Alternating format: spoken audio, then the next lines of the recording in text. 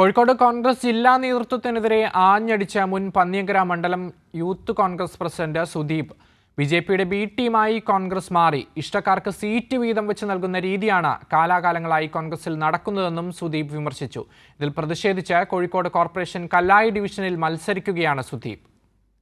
Kozhikode corporation കല്ലായി ഡിവിഷനിൽ കോൺഗ്രസ് നേതൃത്വത്തെ വെല്ലുവിളിച്ച് വിമതനായി മത്സരിക്കുകയാണ് മുൻ പന്നിയങ്കര മണ്ഡലം യൂത്ത് കോൺഗ്രസ് പ്രസിഡന്റ് സുദീപ്. ഗുരുതര വിമർശനങ്ങളാണ് ഇയാൾ കോൺഗ്രസ് നേതൃത്വത്തിനെതിരെ ഉയർത്തുന്നത്. ആത്മാർത്ഥമായി പ്രവർത്തിക്കുന്ന പ്രവർത്തകരെ മറന്ന് നേതാക്കന്മാർക്ക് ഇഷ്ടപ്പെടുന്നവർക്ക് മാത്രമാണ് പാർട്ടിയിൽ മുഖ്യ പരിഗണന ലഭിക്കുന്നതെന്നാണ് സുദീപിന്റെ പ്രധാന വിമർശനം.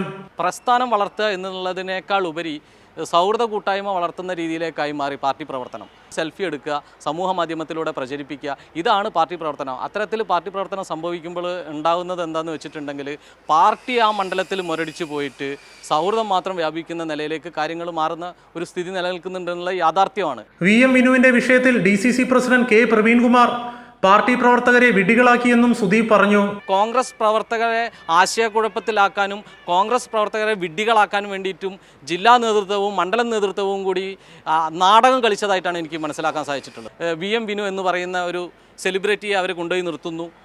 നമ്മുടെ DCC പ്രസിഡന്റിൻ്റെ അയൽവാസിയാണ് ഇദ്ദേഹം എന്നാണ് എനിക്ക് മനസ്സിലാക്കാൻ സാധിച്ചിട്ടുള്ളത്. അപ്പോൾ DCC പ്രസിഡന്റ് അടക്കമുള്ള ആൾക്കാർ വോട്ട് ചേർക്കൽ, വോട്ട് തള്ളിക്കൽ എന്നുള്ള പ്രക്രിയയിലെ ഭാഗമാകുന്ന സമയത്ത് എന്തുകൊണ്ട് സ്വന്തം നൈബർക്ക് അറ്റ്ലീസ്റ്റ് ഒരു മേയർ കാൻഡിഡേറ്റ് ആവാൻ കൊണ്ടുവരുന്ന സമയത്ത് പോലും അത്തരം കാര്യങ്ങൾ ശ്രദ്ധിക്കപ്പെടാതെ പോയത്? അടുത്ത നിയമസഭാ തെരഞ്ഞെടുപ്പിൽ UDF ദയനീയമായി തോൽക്കുന്നതോടുകൂടി വൻ പൊട്ടിത്തെറി കോൺഗ്രസിൽ ഉണ്ടാവുമെന്നും സുദീപ് കൂട്ടിച്ചേർത്തു. കൈരളി ന്യൂസ്, കോഴിക്കോട്.